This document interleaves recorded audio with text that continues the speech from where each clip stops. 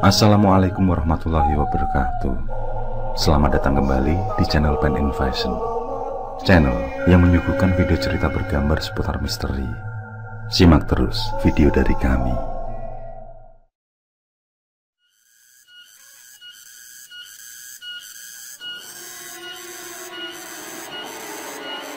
Sore itu, di pertengahan tahun 1994, suasana desa Kertosari tidak seperti biasanya. Hangatnya riuh canda dan aktivitas warga perkampungan yang berlokasi di sekitaran wilayah kota Kabupaten Banyuwangi ini mendadak sendu dalam kesedihan. Tepatnya setelah kabar meninggalnya salah satu warga yang biasa dipanggil Yu Bibit. Assalamualaikum warahmatullahi wabarakatuh. Innalillahi wa inna ilaihi raji'un. Innalillahi wa inna ilaihi raji'un. Yu Bibit, semoga amal ibadahmu diterima dan wafatmu husnul khotimah. Yu, seakan kalimat itu bergumam di bibir warga dari rumahnya masing-masing sesaat setelah suara pengumuman kematian yang terdengar dari speaker musola mereda.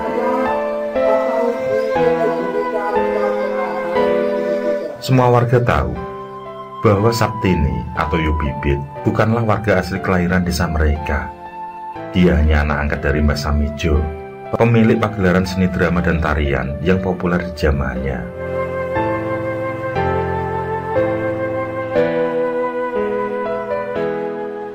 Konon, kedua orang tua kandung Saptini meninggal dunia karena menjadi korban pembegalan di era tahun 70-an. Di bawah asuhan dan bimbingan Mbah Samijo, Saptini remaja tumbuh menjadi seorang penari, penyanyi, dan pemain drama yang bertalenta. Kepiawaiannya tersebut membuat dia sangat terkenal di sekitaran wilayah Kabupaten Banyuwangi, bahkan ketenaran namanya sampai ke tingkat karesidenan Besuki di Jawa Timur. Selain itu, dia juga memiliki talenta sebagai pengusaha dan jiwa pemimpin. Ini terbukti sepeninggal Mbah Samijo, dia mampu melanjutkan memimpin, serta mengelola sanggar teater peninggalan orang tua angkatnya tersebut. Bahkan usahanya pun merambah sampai ke persewaan sound system. Selain masih muda, cantik, Yu Bibit juga dikenal dermawan. Tidak jarang, beberapa kali jika ada warga masyarakat yang sedang mengadakan acara hajatan pernikahan atau khitanan, mereka tidak segan meminta tolong dan meminta bantuan pada Yu Bibit untuk mendukung kelangsungan acaranya.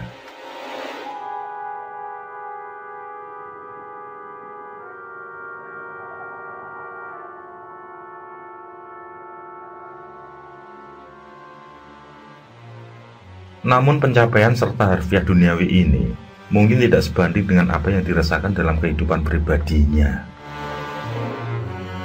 Meskipun Yu Bibit memiliki wajah cantik, tubuh yang bagus, kaya dan baik hati, tetapi dalam kisah cintanya, dia belum bisa dikatakan sukses. Di usia yang mendekati separuh baya, statusnya masih lajang. Jangankan keturunan, pasangan hidup atau suami pun belum dimiliki. Dia menjalani hidupnya dalam kesendirian.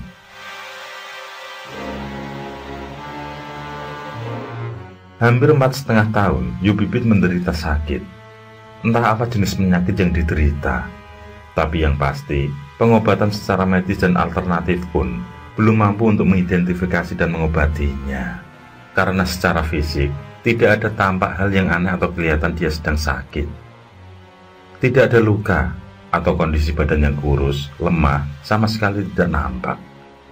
Mungkin orang yang belum tahu pun menganggap dia sehat, karena semua kelihatan baik-baik saja. Namun tidak jarang, orang-orang sekitar mengabarkan bahwa aroma tubuh dari Yu Bibit cukup membuat mual dan muntah. Bahkan hanya untuk sekedar berbicara dengannya saja, aroma tersebut seakan menguap dan menusuk hidung bagi lawan bicaranya. Tidak jarang pula cibiran miring warga yang menyatakan kalau Yu Bibit ini sedang kena karma, kena patek, atau jenis santet agar korban tidak laku kawin dan bermacam pikiran liar lain. Kendati demikian, Yubibit tidak pernah menggubris omongan warga. Mungkin dalam pikirannya, semua terjadi atas kehendak Yang Maha Kuasa, Allah SWT. Sehingga yang bisa dia perbuat hanyalah menjalani hidup dan kehidupan semampunya.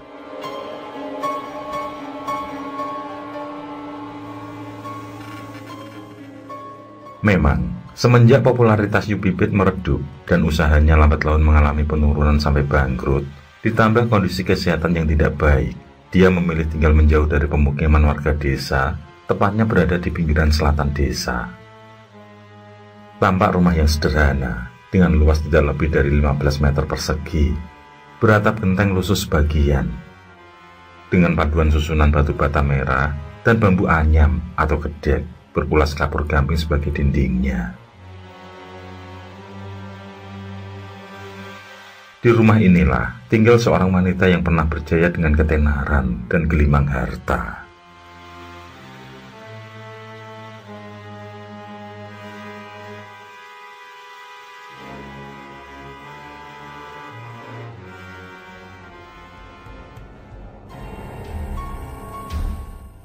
Nampak beberapa ibu-ibu yang sedang sibuk mengurus persiapan proses memandikan jenazah. Sesekali kulihat pula di antara mereka menyeka dan menutup hidung dengan punggung lengan tangannya, seperti tidak betah dengan suatu aroma. Bahkan di antara mereka ada yang memercikan ludah, tanda mual dan jijik dirasakan.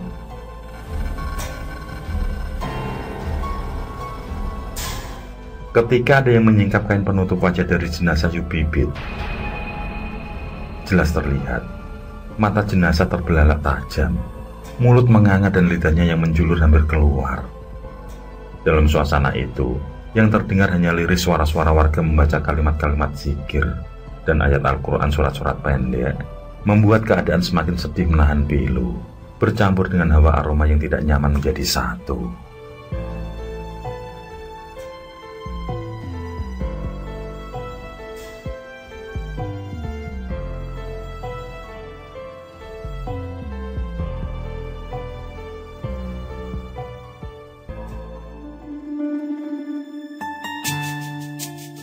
Hari-hari pun berlalu. Keadaan kampung kembali dengan rutinitas normal seperti biasanya. Warga beraktivitas sesuai dengan keperluan dan profesinya masing-masing. Namun suasana itu tidak berlangsung lama, tatkala warga mulai menyuarakan rumor tentang teror gangguan dari mendiang Yubibit. Tidak sedikit dari warga yang memberikan kesaksian terkait hal-hal mistis yang mereka alami. Kabar dan perbincangan mengenai gangguan tersebut hampir terjadi di setiap saat. Ada saja kisah cerita yang cukup membuat bulu kuduk merinding saat mendengarnya.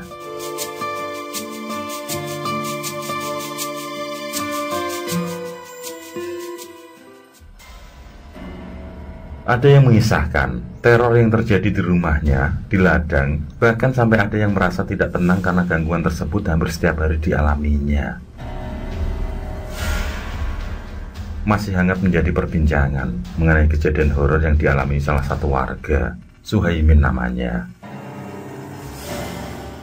Kebetulan, dia adalah penjaga kebun semangka milik juragan desa sebelah. Sudah menjadi tugasnya untuk melindungi dan mengamankan buah semangka yang siap panen dari gangguan pencuri, atau minimal buah-buah semangka tersebut aman dari serangan hewan liar pemakan buah.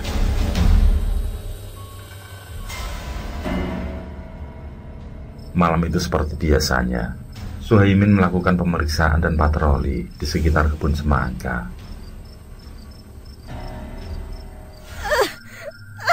Saat dia sedang berjalan menyusuri tepian area kebun yang kebetulan letaknya berdekatan dengan rumah mendiang Yubibit, sayup-sayup dia mendengar suara wanita sedang menangis lirih terseduh-seduh. Dengan segera, Suhaimin menyalakan lampu sorot ke sekeliling area kebun untuk mencari tahu di mana asal suara tangisan tersebut. Belum jauh matanya membelalak mengikuti arah sorot lampu. Tampak olehnya dari ujung, ada sosok wanita muda sedang duduk tertunduk di dekat pematang. Suhaimin sambil mempercepat langkahnya untuk mendekat, nalurinya tersentuh dan khawatir telah terjadi sesuatu terhadap sosok wanita itu.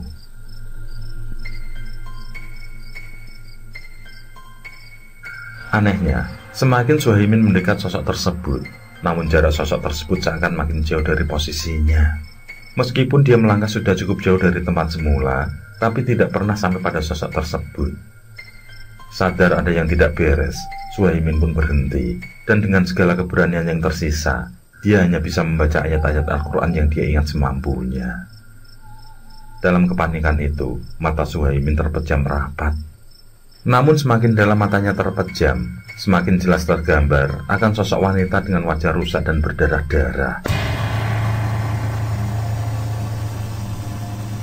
Kepalanya hancur sebelah. Sosok itu sedang berdiri sambil memegang erat pundak kanan Suhaimin. Entah apa yang terjadi selanjutnya, Suhaimin sudah tidak bisa mengingatnya lagi, karena dia telah hilang kesadaran. Dia baru tersadar dengan kondisi sudah tergeletak di atas papan kayu, di gubuk tempat dia biasa menunggui kebun.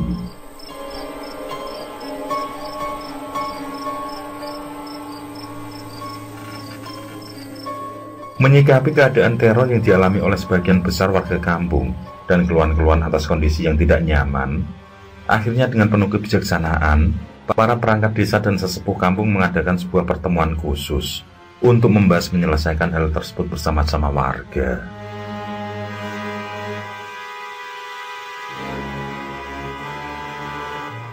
Pertemuan diadakan di masjid yang berada tepat di tengah-tengah kampung. Hampir seluruh warga menghadiri. Satu persatu, mereka menyampaikan dan menceritakan apa yang mereka alami. Mendengar penuturan dari kisah para warga, rata-rata dari setiap kejadian yang mereka alami, selalu ada hal penting yang disampaikan. Seakan-akan, sosok atau yang dianggap arwah mendiang Yu Bibit ini meninggalkan sebuah pesan permintaan yang sepertinya belum sempat ditunaikan di masa hidupnya. Mayoritas warga tidak memungkiri kalau semasa hidupnya Yu Bibit ini adalah orang yang baik. Tetapi mereka juga mengerti bahwa Yu Bibit ini termasuk pribadi yang tertutup, sehingga warga pun tidak pernah tahu hal apa yang sebenarnya terjadi terhadap diri dan kehidupannya selama ini.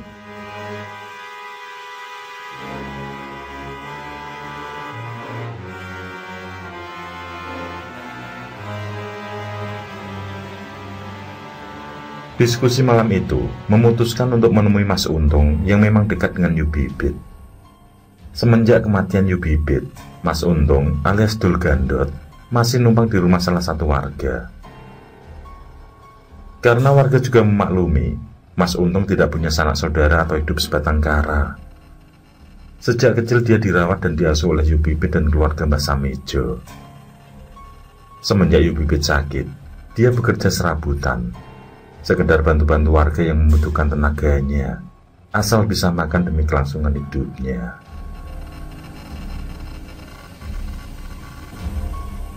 Baru saja dua perwakilan hendak menemui Mas Untung, lelaki itu tiba-tiba berseru dari luar masjid. Dia berucap kalau bersedia menceritakan apa yang dia tahu pada malam itu juga.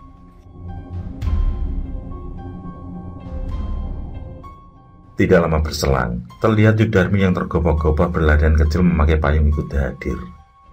Yudarmi menceritakan bahwa baru saja mengikuti langkah perginya Mas Untung setelah hampir 1 jam yang lalu dia mendapat kabar kalau Mas Untung sedang menangis di atas kuburan Yu Bibit di tengah hujan yang sedang turun.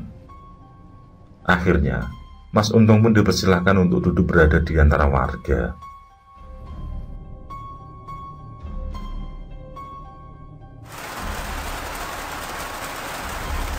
Malam itu ditemani suara air hujan yang turun mengenai atap serambi masjid. Mas Untung bicara dengan cukup berat dan tertatih menahan dingin. Dia pun mulai menyampaikan keadaan yang dialami Yu Bibit sebenarnya. Semua bermula saat Yu Bibit yang ditemaninya diundang untuk tampil memeriahkan acara dari salah satu partai yang cukup besar. Mereka diminta tampil beberapa kali di tempat dan malam yang berbeda. Sampai di suatu wilayah, mereka bertemu dengan salah seorang petinggi wilayah tersebut, lalu diberikan jamuan. Betapa terkejutnya Yu Bibit saat itu, karena tiba-tiba saja salah satu petinggi partai tersebut mencoba melakukan perbuatan tidak senonoh. Dia hendak memerkosa Yu Bibit di sebuah kamar yang disediakan untuk rias mempersiapkan penampilan. Namun kedatangan Mas Untung di ruangan membuat peristiwa itu tidak terjadi. Sesaat terlihat Yu Bibit dalam kondisi syok, tapi demi nama baik, mereka harus tetap tampil menghibur dan memberikan sajian terbaik. Hingga saat mereka meminta sisa pembayaran atas penampilan tersebut, para politisi justru mengajukan syarat. Jika bersedia tidur dengan petinggi partai tersebut, maka akan dibayar lunas dan diberikan tambahan. Tentu saja hal itu ditolak tegas oleh Yu Bibit, dan dia lebih memilih mengabaikan sisa uang pelunasan. Sekian lamanya, hal-hal seperti ini sering terjadi, dan Yu Bibit lebih memilih untuk diam dan tidak memperdulikan. Dia hanya ingin semua orang yang bekerja bersamanya bisa mendapatkan hasil yang halal, berkah, dan bermanfaat untuk keluarganya. Bahkan dia rela mengorbankan semua hartanya demi menutupi gaji para pemain di sanggar tari. Yang Mas Untung tahu, setiap pada pementasan, semua pasti dapat bayaran, dan semua menganggap bayaran itu memang benar dari yang memakai jasa mereka. Padahal, terkadang tidak demikian adanya. Yu Bibit itu orang baik. Dia benar-benar masih suci, perawan, dan tidak pernah disentuh oleh lelaki manapun sampai akhir hidupnya. Yu Bibit mempertahankan kesucian sampai saat ini, hanya karena ingin membuktikan bahwa tidak setiap penari, penyanyi, ataupun pelaku pentas panggung itu murahan. Bahwa siapapun berhak dihargai dan mendapatkan penghargaan. Saling menghormati dan mengasihi, tidak peduli apapun dan siapapun di balik semua itu. Mas Untung bersaksi, karena dia selalu ada di sekitar Yu Bibit. Melihat keadaan di sanggar itu, Mas Untung berusaha mencari perlindungan pada orang yang dianggap bisa membantu saat berhadapan dengan lingkungan para pejabat atau penguasa. Maka secara diam-diam, Mas Untung memutuskan untuk menyampaikan hal ini pada almarhum Pak Marwan, suami Bu Darmi. Karena semua warga juga tahu, Pak Marwan orang terpandang, punya jabatan di pemerintahan, dan berpengaruh juga dalam satu golongan partai.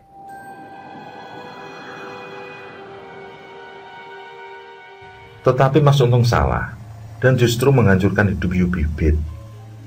Hal itu terjadi karena Pak Marwan mencintai Yu Bibit. Dia ingin menikmati tubuh Yu Bibit dan ingin menjadikan Yu Bibit sebagai istri sirinya. Semua itu dia ceritakan pada Mas Untung karena kecewa pada Yu Darmi yang mandul. Pak Marwan juga yang menyuruh preman untuk merampok Yu Bibit. Dia yang mengamankan Yu Bibit saat terkulai lemas. Padahal yang Mas Untung lihat, dia sudah hampir berusaha menyetubuhi Yu Bibit. Lagi-lagi, kejadian itu Mas Untung yang melihat, dan dia juga yang memukul Pak Marwan sampai pingsan. Kejadian sebelum kematian Pak Marwan, Mas Untung juga tahu. Saat itu, Pak Marwan menyuruh seseorang memberikan obat perangsang untuk dicampur ke minuman Yu Bibit. Tapi sayangnya, obat tersebut justru terminum dirinya sendiri. Dia yang punya penyakit khusus pun berakibat fatal, sehingga komplikasi itu terjadi dan mengakibatkan kematiannya beberapa hari kemudian. Sejurus kemudian, pandangan mata Mas Untung tertuju pada Bu Darmi. Kemudian dengan lantang, dia bersuara bahwa pesakitan yang diderita Yu Bibit semua berawal dari ulah Bu Darmi. Karena dendam, Bu Darmi menyuruh Wiwin untuk berhutang pada Yu Bibit, lalu sengaja uang tersebut tidak dikembalikan. Hingga ketika Wiwin dalam keadaan sakit benar, Yu Bibit mendatangi dan membawanya ke rumah sakit. Tapi justru Bu Darmi bilang ke orang-orang kalau sakitnya Wiwin akibat kepikiran dan tidak tenang karena paksaan Yu Bibit, agar mengembalikan uang pinjaman dengan bunga berlipat yang besar.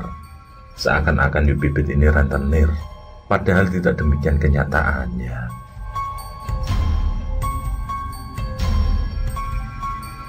Mas Untung melanjutkan, dia masih diberi kesempatan hidup untuk menyampaikan apa yang dia yakini bahwa itu benar.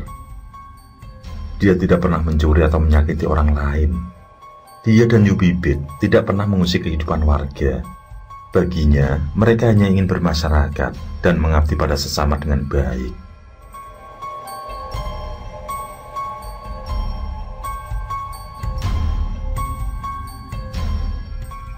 Saya mau menyampaikan permintaan terakhir dari Yubibit sebelum dia meninggal. Yubibit ingin memohon maaf atas segala hal yang pernah terjadi selama hidupnya bersama kalian, dan mengucapkan terima kasih pada siapapun yang pernah mengenal dan membantunya.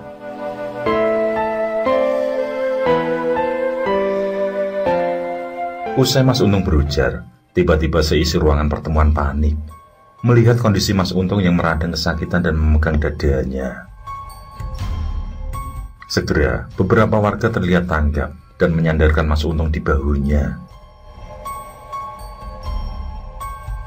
Pak Lurah mengubah suasana menjadi sedikit genting.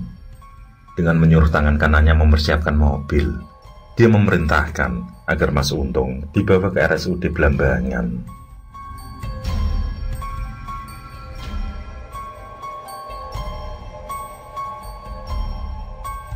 Setelah pertemuan itu, akhirnya semua warga sepakat untuk menggelar tahlil bersama yang ditujukan untuk almarhumah Yubibit. Singkat cerita, jeda beberapa hari kemudian, terdengar kabar keadaan Mas Untung sudah mulai membaik dan sudah diperbolehkan pulang. Semua warga pun bersyukur. Sejak saat itu, Mas Untung alias Dul Gandot menempati rumah peninggalan almarhumah Yubibit. Dan atas kerja bakti warga, rumah tersebut direnovasi kecil, sekedar untuk memenuhi kelayakan dijadikan sebagai tempat tinggal. Dan juga, Mas Untung dihibahkan sepetak lahan tidak jauh dari rumah itu, agar bisa dijadikan mata pencahariannya, sambil tetap membantu warga kampung yang membutuhkan tenaganya.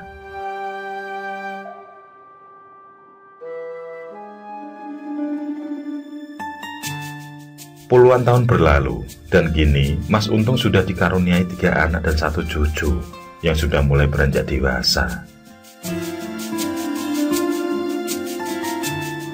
Beliau dan keluarganya hidup damai berbahagia bersama dalam lingkungan kampung bernama Kertosari yang asri sampai saat ini.